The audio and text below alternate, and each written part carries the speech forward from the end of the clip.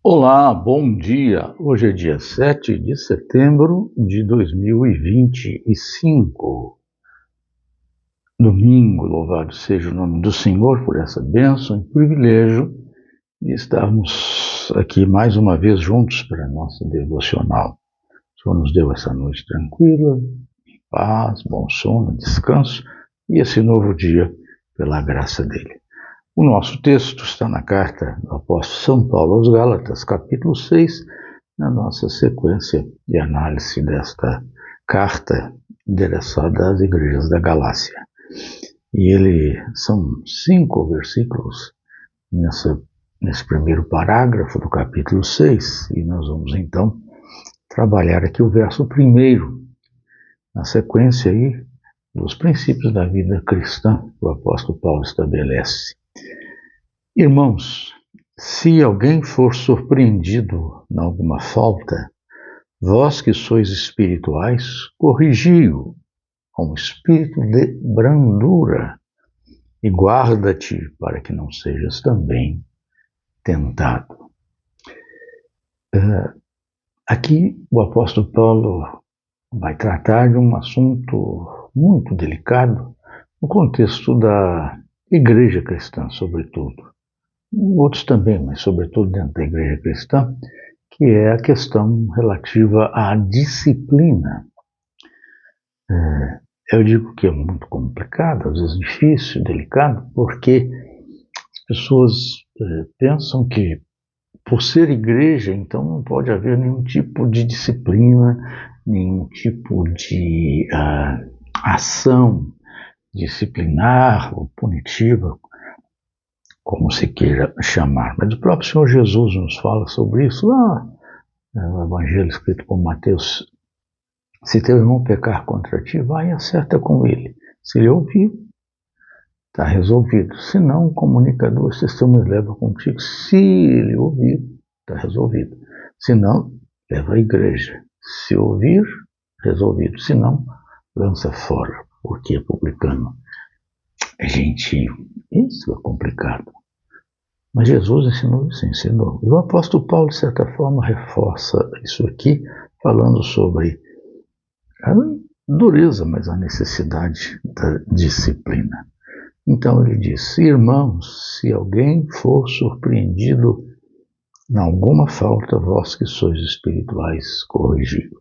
Então, o primeiro princípio que podemos perceber aqui é a realidade da possibilidade de se ter a falta dentro da igreja. As pessoas se equivocam pensando que a igreja é um lugar onde não se tem pecado, onde não se tem erro, onde não se tem deslizes, e então, de certa forma, criam esta condição. Claro que nós somos chamados por Deus à santidade, à pureza, e João, por exemplo, diz: essas coisas eu vos escrevo para que não pequeis. Se todavia alguém pecar, ou seja, ele diz, olha, é para não pecar, mas há uma circunstância que pode acontecer de haver pecado. E isso é manifesto nas próprias cartas às igrejas, no Apocalipse, nas cartas às igrejas escritas pelos apóstolos, seja Pedro, seja Paulo, o próprio Tiago, e nos evangelhos, conforme a narrativa feita pelos evangelistas, o livro de Atos. Então, a possibilidade do deslize, do erro, do pecado na igreja existe. Mas o apóstolo Paulo diz que é preciso que a gente entenda. Primeiro, ele usa aqui a palavra para alguém, a palavra antropos, que é normalmente aplicada a homem, mas homem no sentido não de gênero, mas no sentido amplo, como humanidade, como ser humano. Então, algumas traduções dizem, irmãos, se alguma pessoa for surpreendida, então exatamente esse é o sentido de antropos aqui, ou seja, um ser humano, uma pessoa Não importa se é mulher, se é homem, se é jovem, se é ancião, adolescente, não importa. Se alguém, alguma pessoa, algum indivíduo ligado à igreja, à comunidade, né, for surpreendido em alguma falta. Então, a possibilidade da falta. E a palavra que você tem aqui também, para esse deslize, não é pecado, é uma palavra bastante específica e que o apóstolo Paulo deixa claro que não é no sentido exclusivamente de um pecado, no sentido de quebra direta da lei, um pecado que a gente chamaria de socialmente mais grave, na avaliação, naquela ação roubo, ou prostituição, adultério. Não se trata disso, mas realmente aqui é um déficit. A palavra tem a ideia de você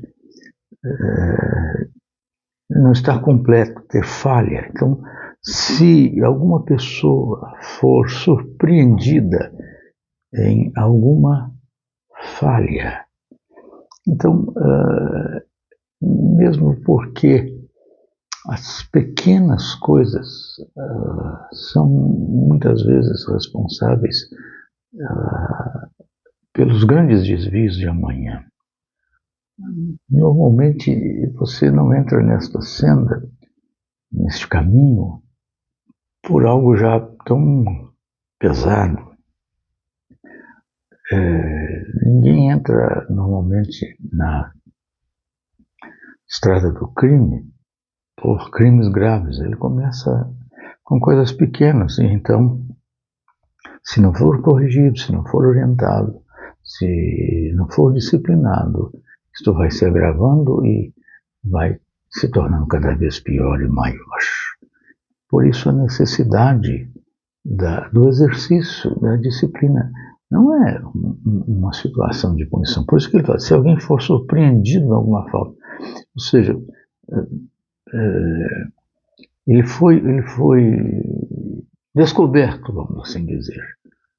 Precisa ser orientado, corrigido. Se for uma coisa particular, privada, então é você e ele, como disse Jesus. Se é uma coisa notória, um escândalo que alcança nesse sentido e a pessoa é surpreendida, ele precisa ser confrontado e receber aquilo que eclesiasticamente é possível em termos de penalização. E muitas vezes é alguma restrição a aspectos ligados à vida da igreja. Por isso o apóstolo Paulo adverte sobre esse princípio na vida cristã, né? Que é o princípio da disciplina eclesiástica. Que Deus nos abençoe para que nós tenhamos a sensibilidade em relação aos que tropeçam, para que tenhamos aí essa consciência de que nós também somos sujeitos a isso e precisamos também de orientação, de cuidado e de disciplina. Que Deus nos abençoe nesse dia, sabendo que, como diz Hebreus, nós amamos e por isso disciplinamos, como ele diz, porque Deus disciplina aqueles a quem ele ama. Amém? Amém.